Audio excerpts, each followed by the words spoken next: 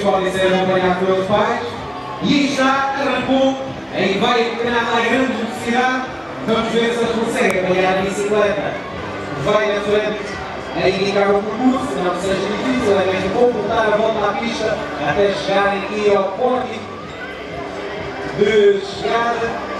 Ver como é que eles gerem o esforço, porque arrancar aquela velocidade não vai ser fácil de manter. E o homem da bicicleta tem que ser passado e eles estão mesmo ali.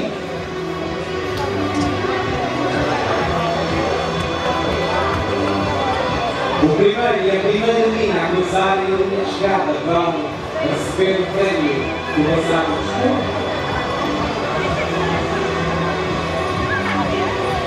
E aí vem eles, quem quer? O Silvio Arnoldo, vamos lá aplaudir estes grandes campeões.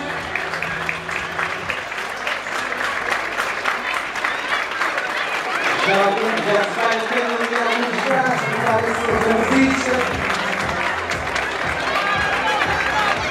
Olha o seguinte, será que o menino vai cruzar a primeira vez da frente? Será que é este menino? Bom, vai ser essa grande campeã, grande atleta. Parabéns! Grandes campeões, todos eles! E é isso mesmo, continuar a aplaudir todos!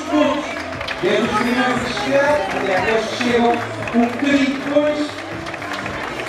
Todos eles são vencedores. E vem Laura Valente, parabéns Laura.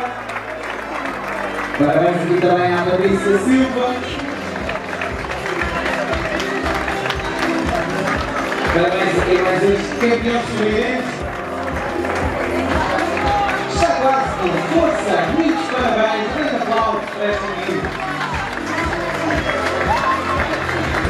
E que grande velocidade traz esta atleta que vem aqui nos metros finais.